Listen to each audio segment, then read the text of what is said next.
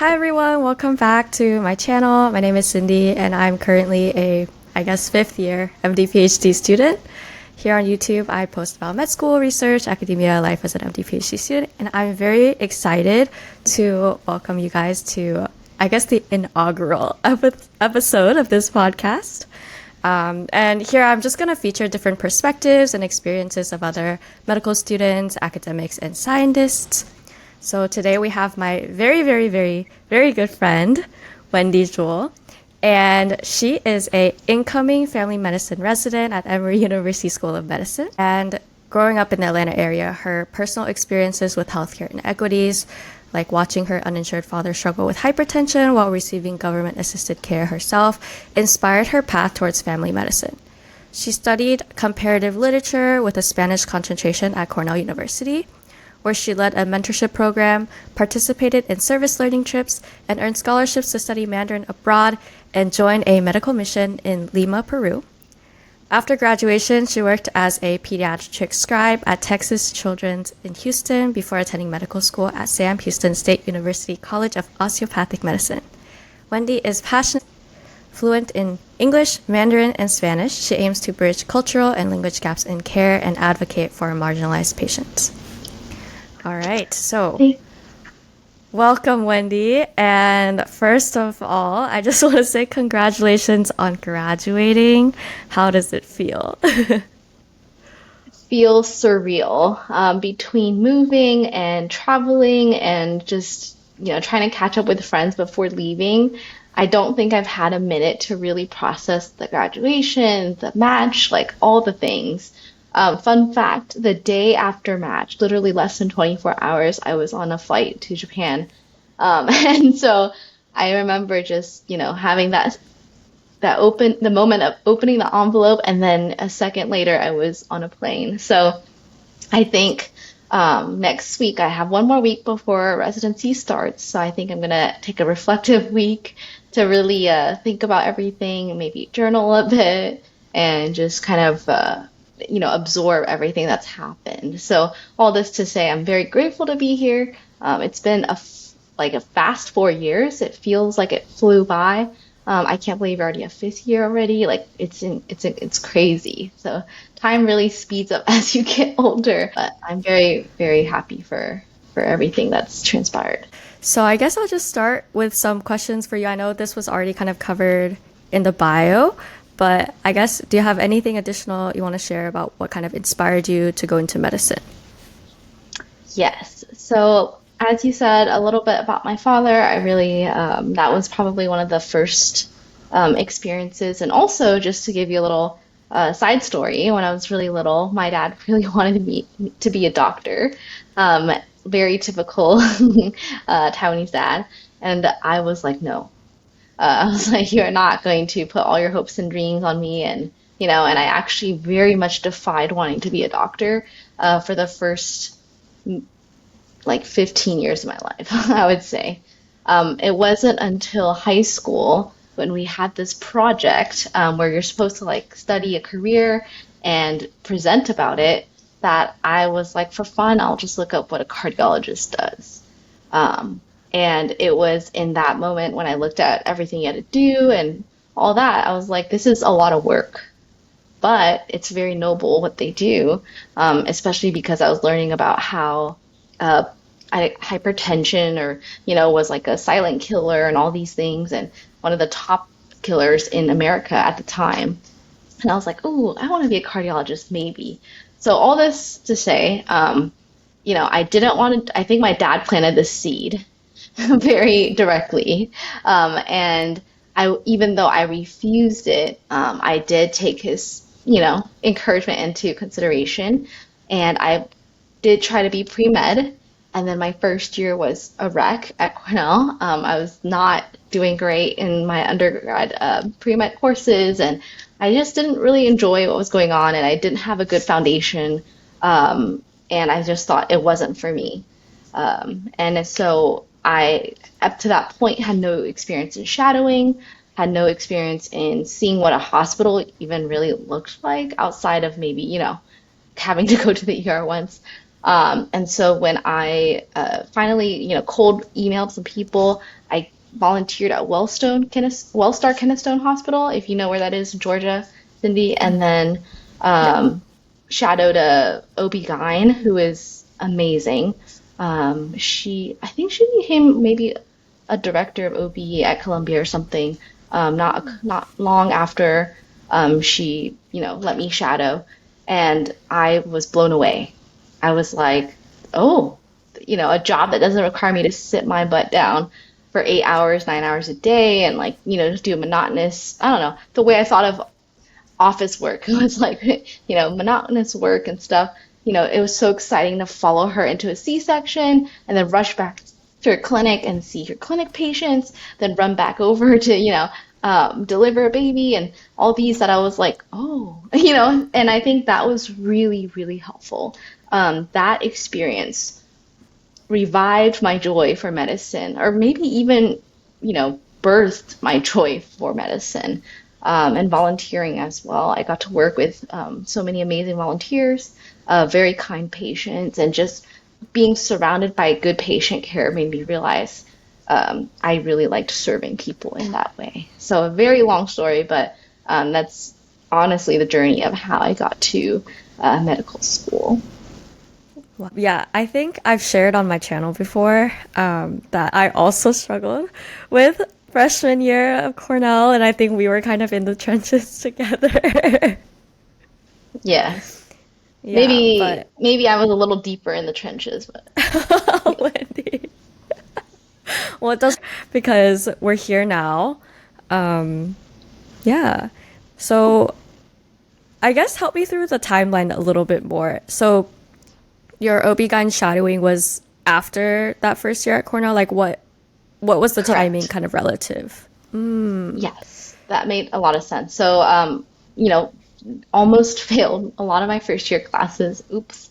And then did the shadowing, the volunteering that summer right after, and then went back into sophomore year feeling a lot more rejuvenated. But because of that poor foundation in freshman year, I really wasn't able to progress very well as much as I would have liked in sophomore year. And all this to say, by junior year, when I wasn't seeing a big improvement in my pre-med courses, um, I went to a pre-med advisor, and she was a new one at the time. We're not going to name names, but she basically told me that I was never going to get into medical school. I wasn't mature enough for it. And that maybe I could try again after working and doing some night jobs or something, but that I should drop pre-med ultimately. Um, and yeah, that was her first year of of advising, but I took her words to heart. I left the room crying, called my dad, told him I was quitting, pre-med, and he actually was like, "Okay, Wendy, like you did your best, like I support you, do it, And it was actually the work of a mutual friend of ours, Len, who sat me down in her dorm that night, took out the AMCAS calculator off Reddit, and made me put in every single grade I had into the Excel sheet. And my GPA was abysmal. It was like a 2.8 or something, and my science GPA was like a 2.5. Like it was just really, really bad. And she's like, okay, what happens if this next semester we get all A's, and the semester after that? And she like put in some like guesstimate grades in like classes that she thought I could take to kind of boost my science and regular GPA. And slowly, like as she was typing it in, I could feel that hope kind of come back. And I did not end up truly dropping pre-med because of her. I was going to, and I was about to open up, I forget what the website is, but to like drop all my courses. And she was like, no way. And the crazy thing is, when I got my first acceptance, she was on FaceTime with me. I was literally telling her like, "Hey, I'm not getting in this year. I'm gonna do a reapplicant workshop," and I had just finished taking that reapplicant workshop when I got an email from my fifth interview school. The previous four had all been waitlists, so that's why I was losing hope. And it said, and I opened it up while on FaceTime with her. at full peace that I was applying again in the following year. And it said, "Dear Wendy, congrats." And I literally started screaming and crying, and she was there. And she like screenshot everything. I thought it was just a full circle moment where the person who was like, "Don't give up, you're gonna make it," was the person who was there when I got in. And it was just a huge, huge moment. But to answer your question, very long-winded, I took 2 gap years after senior year, went to Houston, where my mom was living at the time and still is.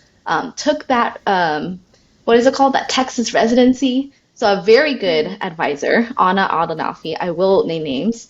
She said, recommended me full force to go to Texas, claim that residency and apply. And it was very helpful because I did get 2 interviews of the many, many schools Texas offered.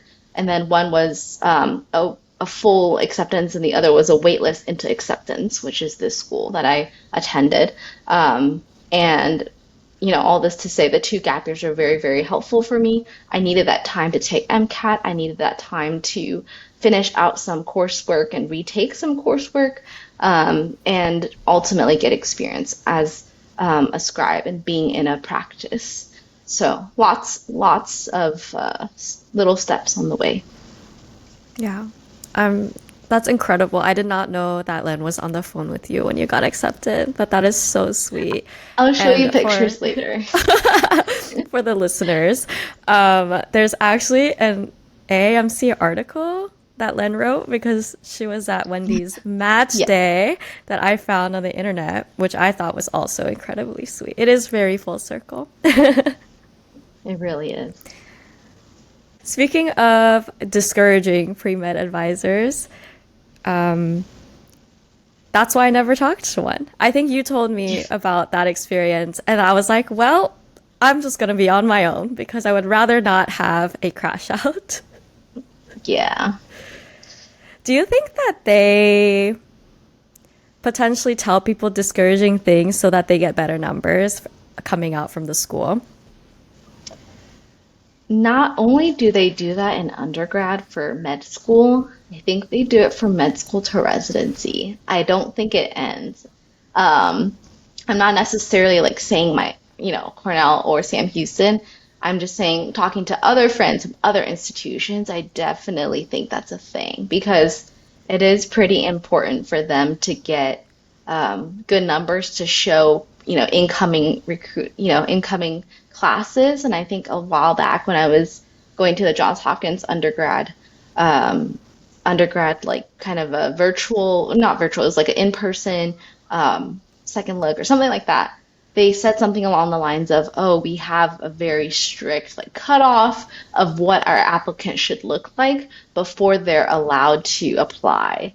And I was like, "Oh, if I had gone there, like in retrospect, if I had gone there, I don't think I would have been allowed to apply."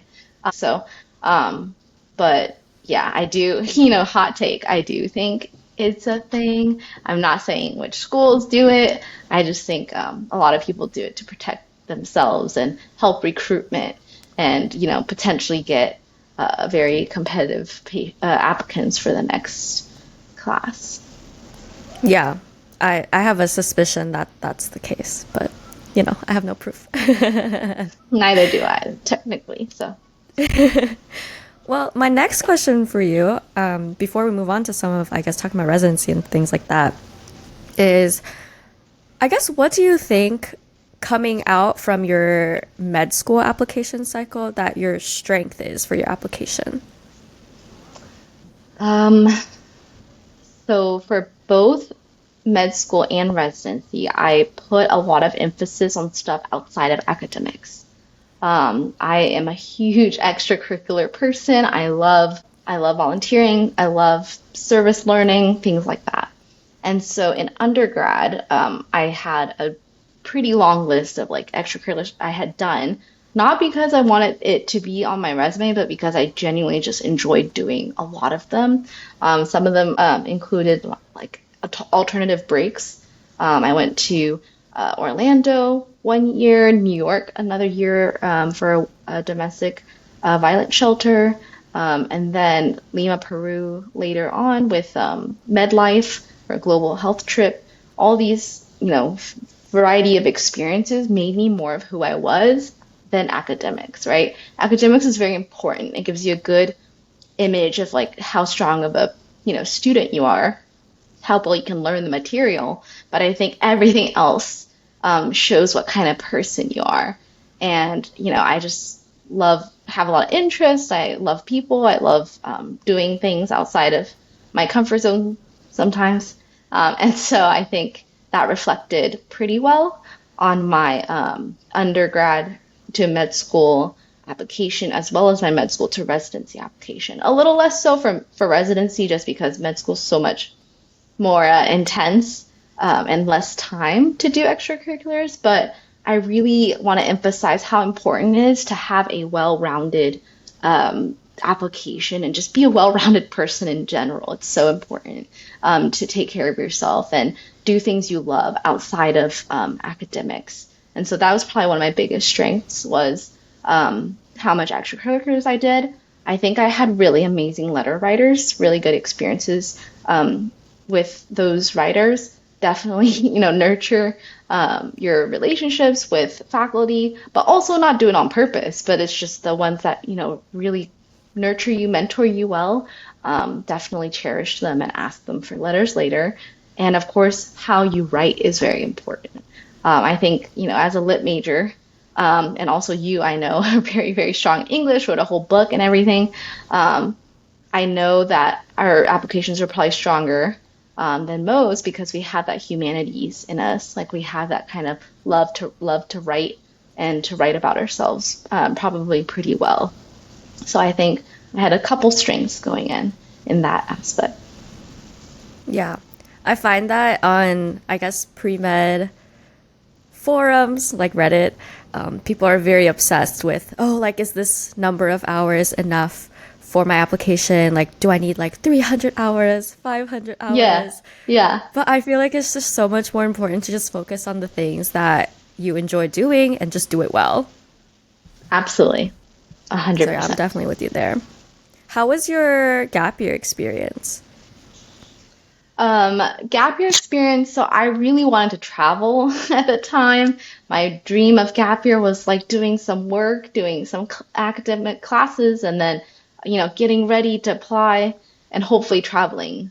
But I graduated, as you did, in 2019, and sadly, the whole world went on lockdown. And so that was completely messed up. It was very cool though to work almost like frontline, in a way. I had like that frontline letter to be able to work. The roads were so empty. The grocery stores were so empty. I got to be the one to do all the grocery shopping for my parents when we were on that 3 month lockdown and quarantine. Um, I got to see people still and interact with them. I think I would have gone crazy at the time because I was studying for MCAT every other second I had. The gap year was invaluable, I think. I got to work with 5 different doctors to scribe. I had one main one, and then I got to sub for other people all around Houston. And, getting to see different bedside manner, different doctors, different, populations and stuff and different communities was very helpful. I picked up a little bit of, you know, advice from different doctors when I was applying, and I just felt like the gap years are very helpful for myself. That being said, 2 years of scribing is a long time. It's not that necessary to do 2 years of it, especially if it's in the same setting. But I did learn so much about pediatrics that I ended up honoring my shelf without trying because it was just like so much of that material had just like sunk in there over time, which I find very, very funny. So I think it was very helpful, very useful, and a lot of people ask about scribing, but I do think there are other things you can do for your gap year, like let's see. So instead of doing scribing, you could do other patient care, like being an MA. A lot of people in Texas, they're able to get that certification pretty easily within a few months or something. And some even start as early as high school and get it. And so they can work right out of college and do a lot with that. you can just do so much more patient on patient contact, right? With scribing, it's a little bit like you're in the corner on the computer behind the doctor. With an MA, you can, you give shots, you can talk to them, you can do a lot for them, get the history directly. So that was one, thing I thought about. Gap years. Also, now that there's no COVID, I really wish that I could have traveled. I really think that's a great thing for people to open up your mindset, to give you new perspectives on life. A lot of people go straight into medical school, and there's nothing wrong with that. I do think, though, of some of my friends, the ones that took more and more gap years, I'm able to relate to them more. I think patients might be able to relate to them more. You might be a couple more years out from college, so you have a little bit more life experience behind you. It's not necessary, but I think it's always helpful. Yeah, I enjoyed mine. It's just such a different pace compared to like school. Yeah. And yeah, I agree with you that it does it gives you a little reset before medical school. But it also like gives you a little bit more perspective that life is not all about school. Yes, definitely. All right, so now I'm going to move on to talking a little bit about med school. And so I guess I'm also curious about this. Like, tell me a little bit about your experience in a DO school. So, just to give you a little background, I have friends who had never heard of DOs before going to the school, and then people like myself who had shadowed a DO early on. Sophomore year, I did that community health mentorship program at Cornell, and I got linked to a DO. And she's actually such a big name that one of our main books to read for OMM, osteopathic medical manipulation, is written, like co-written by her. And then the other author was my professor of OMM when I was a first year. So it's pretty crazy. But anyways, she was the one that she had 1 hour sessions for her first patient. Like if it was her first patient encounter for with a patient, it was an hour long. Follow-ups for 45 minutes. I had never experienced that before. In a day, she saw like 8 to 10 patients, but every single patient left so happy. They told me, things that hadn't worked for them in the past. Like one person had a concussion. They went to the concussion clinic in Rochester, didn't help. Came here, she did like 5 sessions of, manipulation around the eyes and head. And she's like, that pain has like subsided so strongly, especially after the first session, that, it was awesome. And so that's when I was like, okay, what is DO? What is a DO? What does it entail? And then she, told me about, basically it's like an MD, and then you have extra hours of hands-on thing called manipulation, OMM. And fun fact, chiropractors have this thing called HVLA, right? High velocity, low amplitude, where they crack, a lot of things. That's actually a subset under OMM. So we do that too, but that's like one of the things we do, not everything we do. So I had a lot of guy classmates who were really, really good at HVLA, and they just crack each other's backs and stuff and necks all the time. So that was cool. Anyway, so get back to your question. Going to a DO school and a new school, I had that experience. Was very interesting. I chose this one over more established DO schools. Like there was one that was not in Texas that was that was quite a few decades old. I didn't end up going there, not because I didn't, want to, but because, this one made the most sense for me in terms of being close to my mom, who's in Houston. But I think I have a lot of appreciation for going to this school because it's new. So it has a lot to the faculty, the admin. They're very excited to listen to your feedback and implement changes as needed. They're more open to criticism, I think, than more established schools. The other pros of going to a DO school include, I would say, just the fact that there's a lot of emphasis on wellness and a lot of emphasis on the whole, it's called the mind, body, and spirit, right? That's kind of like our motto. And just like kind of studying a patient, not only for their symptoms, but also asking them about their lifestyle, about their habits, about what they eat, like just very going very, very deeply into their history and trying to help them achieve a better physical and mental wellness rather than just focusing on resolving their symptoms. And so I think I really liked that aspect of going to a DO school. So the emphasis on that. I would say, that's probably the biggest takeaways that I got from going to a DO school. Well, I actually didn't know that much about OMM before you told me. So that's incredible. Um, I guess how much are there specialties that DOs are more likely to go into because it's more compatible with OMM? Correct. That's a very good question. So our school's mission is primary care in East Texas, like or like rural or underserved populations. So that was like our main emphasis was primary care. And for the last two classes that have been matched, I think we have well over 50% who went into primary care, which, met their mission. I think primary care makes sense because let me give you a story about why DOs even like are a thing. So a long time ago, there's this doctor called Andrew Still, and he was an MD. And I think there was a big issue where his wife passed away during labor, as well as the baby. And he just was like, this is such a limitation. Like, how can allopathic medicine not be able to save these people's lives? Like, he basically lost his whole family. And he was like, I was a doctor and I could do nothing. And so he dedicated like the rest of his life into studying something called OMN, which is a lot of musculoskeletal stuff, a lot of things called somatic dysfunction, which is a fancy term for the thing that makes you feel not well, right? So if your neck is kind of like, leaned this way because of some crack or something, right? Your somatic dysfunction is that.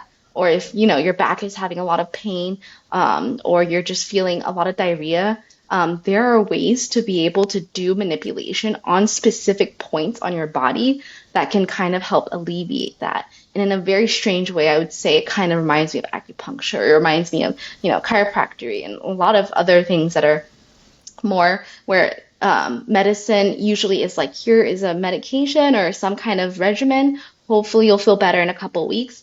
This was something where it was like, let me do something on you right now and help your body heal itself. So the idea is that your body is a machine that can heal itself, and we are just facilitators to help it when it's kind of like stuck and not able to help itself. So all this to say, that's kind of where DOs even come from. And so to go back to your question, I think primary care really like aligns with that, especially family medicine, for example. You do everything, you kind of see everything, right? Say you come in, you have neck pain, you have constant diarrhea, you maybe have like some sinus blockage. In that one visit alone, I can address your sinus blockage by doing some sinus techniques. Your neck pain, I could do some soft tissue techniques and help you feel better almost instantly. And then with your diarrhea, I can like do also some other manipulations of your Chapman points or of your stomach points and kind of help you get that balanced again so you're not having so much diarrhea. That is the hope, right? Now, you have to be really good at OMM to be able to do that. It's not like everyone who graduates from a DO school is like, boom, automatically able to do that. There are fellowships, there's more training to be able to get to that level. One of the professors I worked with, she was like, I spent over $250,000 over the course of my career trying to get better at OMM. Like, she is my OMM professor. And so, you have to dedicate a lot of your time and life into doing OMM. But the other things I was telling you about, kind of the more holistic approach at medicine and all those things, I think it aligns well with primary care because it's like prevention and wellness and just trying really hard to achieve the best state of care that makes sense for you, right? And I think it's very like individualized care. And I'm again not saying allopathic medicine is not, but I do think DOs like care a lot about that concept of, very specialized individual care of the person and trying to pinpoint the things that a certain person needs to achieve better wellness in their lives. Yeah. Yeah. Wow. But on that separate note, I thought about the DO that I worked with. She was telling me how she'd go to DO conferences and stuff, and she met a neurosurgeon once who legitimately was like, I was feeling around the head of my patient, and I could feel something at like a particular quadrant or something. And he said, I actually only do diagnostic like imaging to confirm what my hands already feel. And apparently, like, that CT or whatever, the MRI had confirmed what he had already suspected. So really, really good DOs, they can do anything, right? Like if you can be an internal med doc and still do OMM like on pneumonia patients, because that's apparently a protocol that we learned. You can be an OB and do OMM if you really needed it for moms, because we learned that too, like how to take care of pregnant moms, because there's a lot of things you can't do, right? But I will say, technically a DO can do anything they want. But like you said, I do think sometimes it can align really nicely with primary care.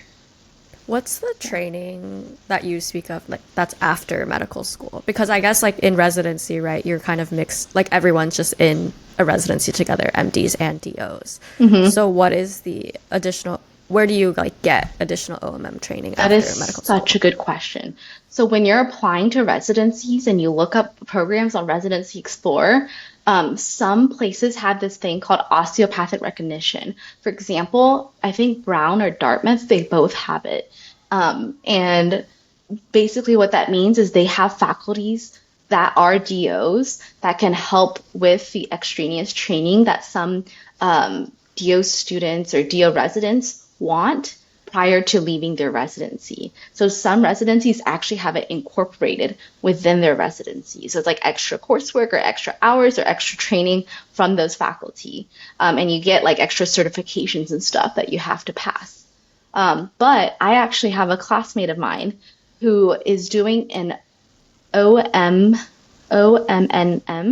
residency specifically. So she's already dead set on like doing OMM for the rest of her life. She's one of our like top OMM students, and she is doing a residency solely focused on that. So there is a way to do just that.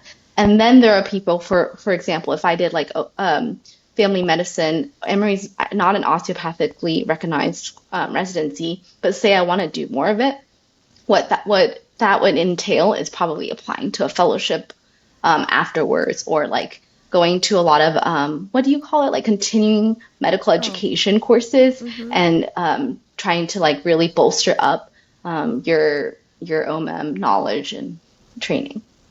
Gotcha. That's super, super interesting. Do you guys ever just do it on each other? Absolutely. Like I said, there's like these dudes at my school that are just so good at HPLA. And so everyone like runs to them whenever their back's like not feeling great. And they're like, hey, can you like do HPLA on me real quick? And they'll literally do it and go, psh, and then it will like crack. And then everyone's like, satisfied. Like it sounds really satisfying. I'm not going to lie. Or I have like lots of neck and back pain, like when you're studying, you're like this. Yeah. And so I would have my friends like, we'll just like be studying, and there's an OMM table in our study rooms at school. And we'll just like lay over there and either nap, or we'll be like, hey, can somebody like do my neck real quick or do my back real quick? That is actually a thing we do. And I think it's hilarious, but kind of cool that we can Yeah, do that. that is very cool. Yeah. Yeah. Um, It's pretty I fun. guess I know a little bit about this aspect of it. So there's like, I guess two things that I've heard that are kind of annoying about going to a DO school. One of them is that you have to take ComLex in addition to STEP. And then Correct. the second is, and people have talked about this before, is like that DO bias when it comes to residency applications. So I guess what is your perspective, and do you have anything else to add to those two things? I can talk about this for two more episodes with you, Cindy, but I'll do my best to keep it short. So the first thing is taking two sets of boards. You don't have to. I have friends who didn't and matched anyway. Does it possibly increase your chances? Maybe if, okay, so say you didn't do super great on level and you did well on step, I think that can help you, right? Conversely, if you do really well on level and not great on step, I think it can also kind of help you because it's just one more data point for residencies to look at, right? Now, if you failed step and you exceeded level or you failed level and exceeded step, they'd probably take a closer look at that. But if it's like, a little bit off or something, and it's probably because of, some test taking anxiety, something like that, I feel like it's actually almost a minor advantage to taking two. The ideal is that they should be the same material. So when you study for STEP, it should be studying for level, just with a little bit more OMM. Do I agree with that? Not 100%. I think there's like more nuances and differences than that. Not that I can really like articulate to you what they are, but when you're taking it, you're like, ah, yes, different test makers wrote these tests. Um, but all this to say, I do think it is annoying. It's very exhausting to have to do 8 hours of something and then a few days later do another 8 hours. Okay, like that's kind of brutal. But do I think it makes you a potentially better doctor or whatever? Maybe. Like, you do a little bit more work, do a little bit more effort to get to the same place as everyone else. For me, I chose to took step, both step one and step two, because I felt that it would increase my chances in the sense that I wanted to apply out of state. So if you wanted to stay in Texas, I don't think you really needed to take step if you're doing like community medicine, you're not really interested in academic medicine, or you want to stay in the state that you're at, and it's Texas and it has 40 something family med residencies. I don't think it's as critical to take step, okay? Because they look at a lot of things outside of academics and family medicine particularly. It's a lot about fit in FM, okay? But do I think it helped me? I think it did because I applied to a lot more academic programs, and all around the country. And that was very helpful, I think, because I went to a new school, a new DO school, and there's definitely stigma around that. Less so in family med. I will definitely stand by that. I met a lot of DO students. I met IMGs on my interview path, and for good programs. Okay, like to name drop a few, like Brown, Columbia, Stanford, Georgetown. Like there were people who weren't just MDs, and I really, really appreciated that. However, I did my research before applying. If you go on Residency Explorer, they will tell you the percentage of DOs to MDs that they take and things like that. Are there schools that I will not name that do not accept DOs? Yes. And did I apply to them? No. Do not waste your money. But that's kind of an unfortunate thing that it even exists in the first place, that they feel the need to kind of gatekeep, I think is very concerning. I will say I've noticed a lot of academic programs in Texas are getting better and better about accepting DO med students for residency. I think like Baylor is one of them, McGovern, UTMB, like very, very big, UT Southwestern, very big programs. I'm so proud of my friends. So many of them got into very, very prestigious programs, Mount Sinai, New York, NYP, Cornell in New York, all those places, even though we were DOs. And so I would argue maybe there isn't a stigma in some of those places, right? They really just look at who you are on paper, academics, your letters, your essays, your clinicals. I guess they do evaluate everything. And so, it's a yes or no question. Like, does it exist? I think it does. Does it, affect everyone, or does it really stop you from matching where you should? Hopefully not. I think a lot of people were pleasantly surprised by where they matched, but I will say maybe it did hurt some of my other friends who ended up having to soap, or who ended up, not matching this cycle. maybe there was some effect there, but I don't think it's enough to have you not match at all. It might just be not matching at a program that's never accepted a DO before. So there Yeah. kind of is, to answer all, that question. I do think it exists. I think it's getting better, I want to say. And I've heard a lot of DO, like I've met so many DO faculty over the course of the last 4 years, right? Both at my school and outside of my school as preceptors. And they've told me, that they're doing well in life. They're very successful. And so seeing them gives me the confidence that, okay, that stigma doesn't stop them from still being very good doctors and well recognized in the community.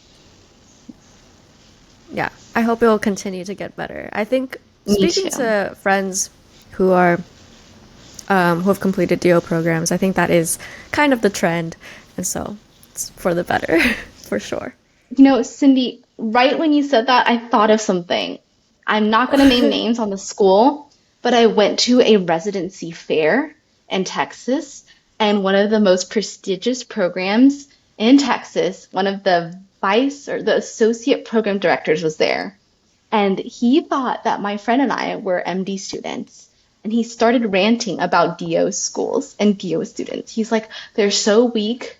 The DO schools are popping up like mushrooms after a big rain. He used those words verbatim. And the two of us were like, uh-huh, like nodding like that.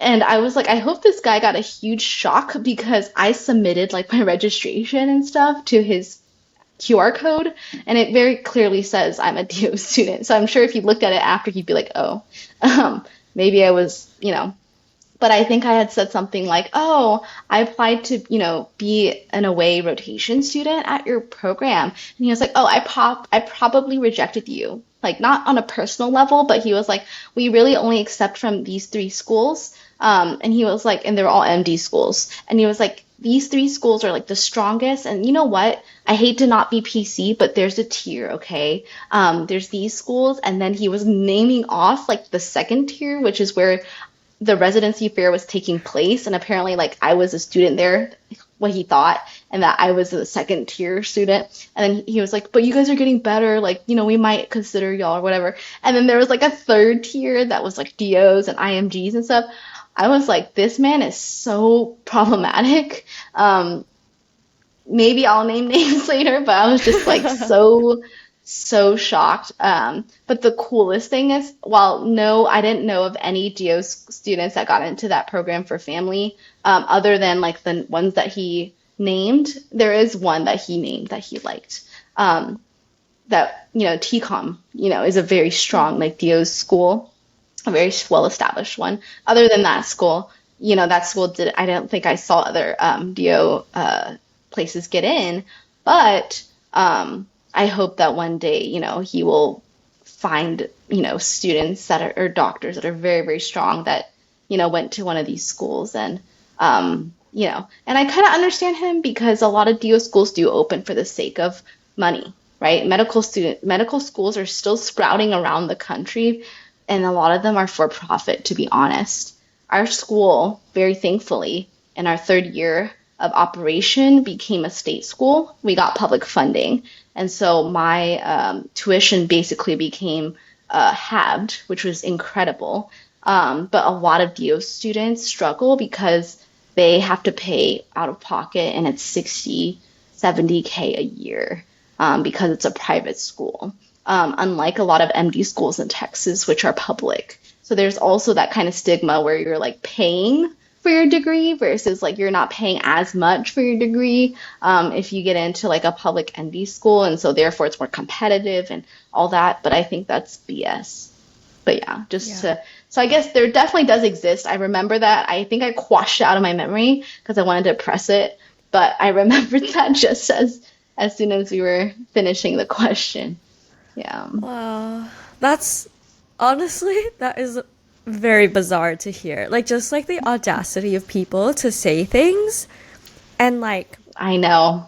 I I mean, he know. was probably honestly, he was probably expecting you to like agree with him, like, or like if Hmm. you were if you were correctly from like the second tier school or whatever, like it's Hmm. probably waiting for you to be like, oh yeah, mushrooms.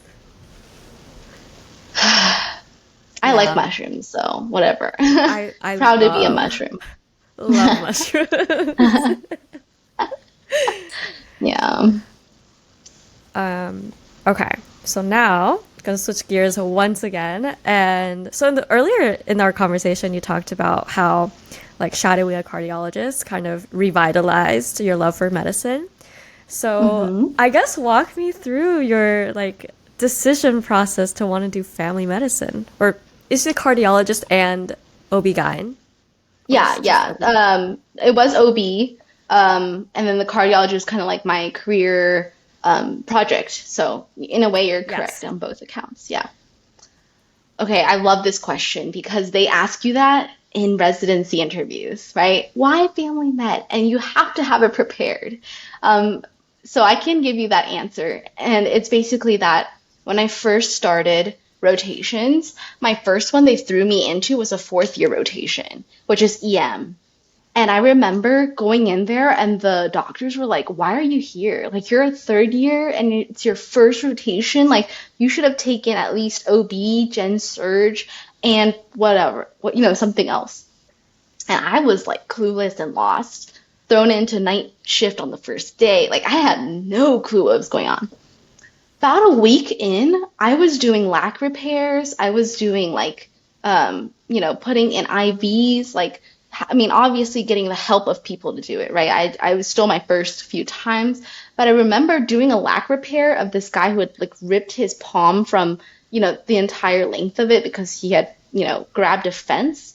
And while I was doing it, the doctor looked at me and he was like, "Oh, you had gen surg before, right?" Totally forgetting that it was my first rotation. And I was like, "No, no." Our school had prepped us a lot. Like I forgot to say one of the strengths of my school is that they do a lot of simulations. We have patient encounters from the first week of school. That is very abnormal. Most of the time you start sim encounters like a little bit later. We literally started during orientation. Um, we started suturing early too. We started doing intubations, like very a lot of like these little things. I think they're very, very helpful. And I've heard from other preceptors of my friends that we are like more prepared than other schools in the area because of that. But that's a side note. I forgot to mention that. But going back to the lac repair, I remember loving it so much, like getting that hands-on experience, the acuity of it. And I was like, I think I'm going to do EM, and I was like so convinced I was going to do EM. And this doctor, he was one of my favorite preceptors. He was like, "Okay, I'll write you a letter," but he was like, "You still need to go get slows. So for anyone applying to EM, you'll have to like get letter packets for both OB and EM now, because that's something that they do. And you have to get at least one, but ideally two, and you have to go basically to a place that even offers them. The place I was at was a community hospital. They didn't have SLOS, they didn't have an EM residency, and so they're not able to provide that packet of letters. It's almost like an MSPE in a way, but for EM specifically. And so he wrote me a really good stinking letter, I think, because he told me it was like 2 pages. And I was like, "Okay, thank you very much." But I remember like, I was like, "Okay, I'm going to do EM." And then my second rotation was FM. And when I did FM, I was like, "Oh crap, I really like this." And the FM doc was actually an owner of 9 EMs, 9 standalone emergency rooms. Very, very impressive dude. Just opened his clinic. And basically, he was telling me how you can do EM and family, like, and all these things. And so maybe I started considering FM because I just love the diversity. I love seeing all sorts of patients from all ages, all backgrounds. You literally get to see pregnant ladies, newborns, very old folks who are very adorable, and people of all ages in between. And so when I was doing it, I was like, "Okay, I kind of like this." And then I went through the rest of the year and I fell in love with general surgery. I think I almost did general surgery. And it's the last thing that I would have done, Cindy, because general surgery is like something that is so different from my mentality of medicine, which is I want you to achieve over time the best state of wellness. General surgery literally is like, okay, you have something in your body that shouldn't be there, let's cut it out. Or, something is not right, let's fix it right away. It's like very instant gratification medicine. But I loved the hands-on. I loved scrubbing in. I loved the OR. Like I just really, really liked that. And I was like, oh, maybe it's Gen Surge. And I will say, sometimes you fall in love with the rotation. It doesn't mean you fall in love with the actual field. And so I think because I loved EM and I loved Gen Surge, I thought that it was for me. But over time, I didn't end up choosing those two simply for a few reasons. One is probably kind of knowing what kind of lifestyle you want in the future, right? I loved my surgery preceptor, but that man low-key lived in the hospital like a few days a month because he was also the trauma on-call surgeon, right? And so he would just like 24-hour at the hospital. I was like, no way, Jose. I'm going home to my family. I'm going home to relax. Like, there's no way I can do that. And then it was also just the fact that in ER, it's 12 hours. It's also shift work. And even though you only work maybe a few shifts a month, which is amazing because the other pro to that is that all the free days that you get to spend with your family. I was like, I don't function very well after 12. Like, I don't do well with 12-hour shifts. So IM is out of the question. ER was out of the question. And then Gen Surg is still pretty nice. But because sometimes you get you get to be with like practices that basically are like 8 to 12 or 8 to 2 or 10 to 2. Like you just have to see follow-ups or even consults. I would say, when on days that we were busy, we were doing 4 to 5 surgeries back to back, no break. And I'm someone who like needs to eat. I need to like, do some yoga, watch a video. Like I just need to relax a lot. And I think that kind of lifestyle pace also wasn't for me long term. Even if I loved it as a student, I was like, would I really love this? Being a full-time surgeon. And ultimately, I realized I loved too much of that holistic medicine, that kind of sustainable wellness, that kind of lifestyle medicine that I really wanted to do. I think surgery was the opposite of that. Right? Like, how can I tell people, hey, take care of your body and like, let's talk about your diet and stuff when it's really like they came in as a referral, from the family med doc for like a thyroid nodule, and I'm not really the one that's like who found it. I'm not the one who, can help them afterwards and help them take medicines and whatever. I'm the one just taking it out. And I realized even if I loved the OR, it wasn't really aligning with my goals of patient care.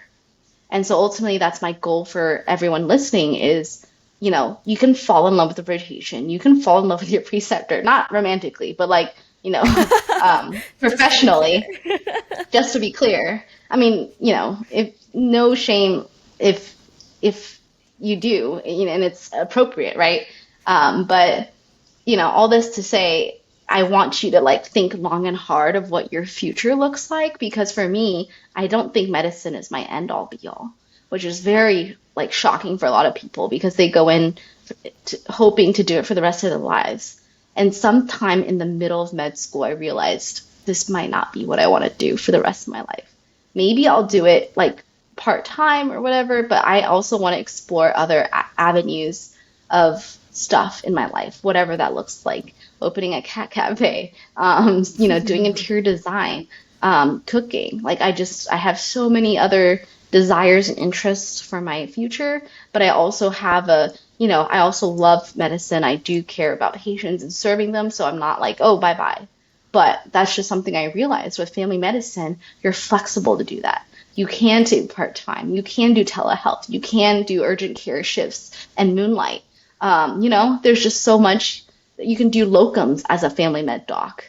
There's so much need for primary care in rural US. And it's just so much more flexible for some moms or some people to do, or some dads, whoever, or even just people in general who want to do locums because they want to travel or they want to do other things. the family med offers that flexibility, in my opinion, to do things outside of medicine ultimately.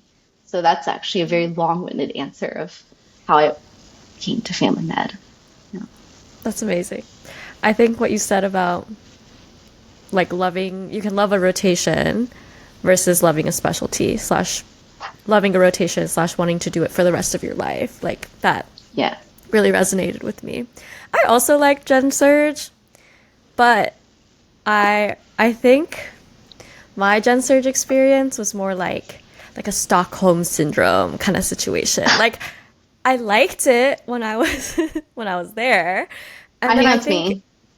I think about 2 months after I was like, did I like it or did I just like gaslight myself because like that's how Yes. you get through? I think maybe that's what happened to me as well. I was like, I think I love it. My preceptor was so happy with me.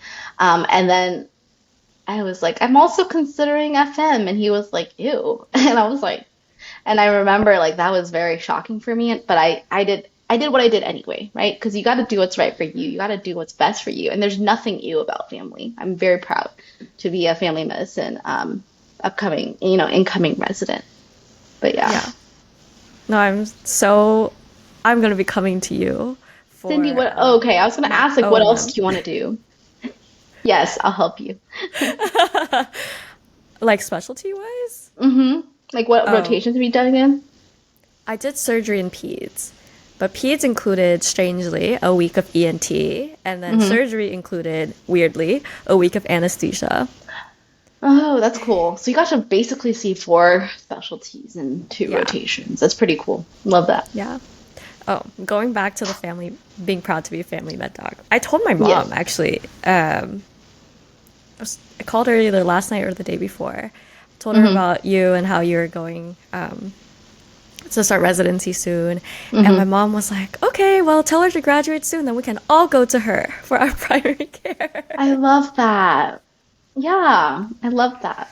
Yeah, so if That's exactly what anything, I've that's exactly what I love about family. It's like I can literally take care of a whole family, right? Like you can't just come to me about an eye problem or, and if I'm an ophthalmologist, I'm like, okay, like maybe it's something with your blood. These other specialists, they're so genius and smart and they know just as much as a family med doc, but as they practice, they become so specialized. They know so many nuances about one thing.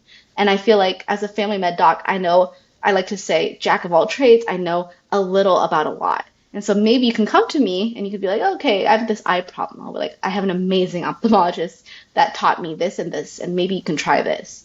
And your mom can be like, oh, maybe I have this spot on my arm. And I could be like, hey, I'll help you with that. So that's the amazing thing about family. I can literally treat your whole family. But everyone in this room, I can help you. And I love that part. Yeah. I bet you, like, your whole life, people will be coming to you for their questions. They already have. And Trust me. you will be able to answer them as a family med doc. I hope so. I really do. That's the goal. Yeah. All right. I guess we're at the end of the hour. So I have just a couple more questions if you want to entertain them. Yes, of course. It's kind of closing questions, reflection prompts. I guess since a lot of my viewers are like pre-meds, what kind of advice would you tell your old pre-med self? Yes. So, first thing is figure out if medicine is really for you. Along the way, I have seen friends drop out, friends drop back in, all sorts of things. And I realized if you're not all the way in, and they like to say that, right? So say you're like 85%, like the vast majority in. I think you're good because that's the kind of drive and motivation you need to last you for the next, 7 to 11 years, right? Um, Now, if you're still on the fence and you're not sure, do what I did. Go cold call some of your doctors. Like I asked my pediatrician, she wasn't able to. I told my high school English teacher, and she was like, "Let me introduce you to my college friend." And that was that OB who now works at Columbia. And so, cold emailing works too, but also like asking around, finding someone to shadow. volunteering in a clinic or a healthcare setting, a hospital, really helpful. Because my friend, one of our good friends, Cindy, um, one of my roommates, you can probably guess who, she dropped out of pre-med after working at a hospital and was like, I can't stand the smell and I don't really like working with patients. And I was like, what? And at that point, it was like sophomore, junior year, and she was doing better than me grades wise. But she was just like, I don't think this is for me. And, even though I was disappointed, like I realized that's kind of what it is. If you're not really interested, it's going to be so, so hard. One of my really good friends in med school, they were encouraged by their parents to do it, and they ended up having to repeat a year because I think their just brain and passion just wasn't in it, in med school. And I think there's a different drive when you really want to do it. Also, sit down and learn the process, kind of like I did in high school with that cardiology project. If you don't do it, you're just gonna like bumble around and hope for the best. I kind of did that, and that hurt me. Very, very ideally, you're supposed to apply to med school on the first day apps are open, especially for Texas. They care a lot about that early application. I applied maybe a month and a half in. Very big mistake. Granted, it was during COVID. There was a lot of extensions and, a lot of exceptions to things, but I still think it hurt me that cycle. And so for my pre-med friends, please get your deadline straight. If you're not able to take the MCAT, don't force it. Don't take it when you're getting 499s and stuff on your practice test. If you need more time, don't be ashamed. Definitely give yourself the time you need. Find help, find a tutor, find a friend. You're not alone in this process. So definitely having a good support system and mentor along the way is going to be instrumental to you getting through medicine or getting into becoming a doctor. Yeah, well, that's very good advice. I will second you on the fact that you should figure out, your motivations behind wanting to pursue medicine. But also at the same time, if you're someone who's kind of like thinking of that decision, it's also never too late to kind of like pivot, like whether that be when you're still a pre-med or like when you're in medical school. Yes. Yeah. So, yeah, I feel like sometimes, right. Yeah. I feel like sometimes people think about like the sunk cost, like, oh, I've already like done so much to get here, like I can't quit now. But then like the deeper you're in it, the harder it is to like get over that mindset and truly pivot. Exactly. I agree with you 100%. And I've seen so many people leave medicine and some of them are just so, so much happier for it. And so sometimes it's like, make sure you're not gaslighting yourself, as you said earlier, whether or not you really want to do it, or if someone else is pushing you to do it, or if it's, something that you really find fulfilling. Yeah. All right. Anything else you want to add? I think I talked so much. I hope. I love it. It is so. I'm just like listening, taking it all in. I'm so happy, and I hope everyone stopped falling asleep. I really hope you guys found a few pieces of knowledge from everything. My next thing on my script is to thank you so much for being here, and like what are your ats if people want to follow along?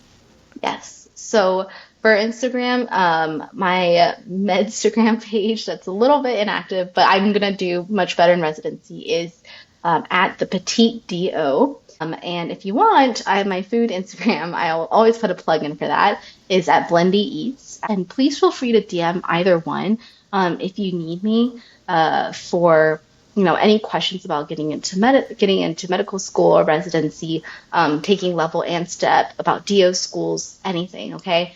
And food recs. If you're in the area, I'll be moving to Atlanta. We'll be doing so many food adventures. I'm so excited. And also I look forward to Cindy visiting me sometime when she comes back to Georgia to visit family. Yeah, that's so sweet of you to offer your help to everyone listening. And yeah, I'm also excited to go back to Georgia and visit you. It's been a long time. It has been. All right. And so with that, thank you everyone for listening. Thank you, Wendy, for being here. Don't forget to subscribe, leave us a question, comment if you found this helpful, and let me know if you have someone in mind who you would like me to invite next. And that's it. Bye, everyone. Bye.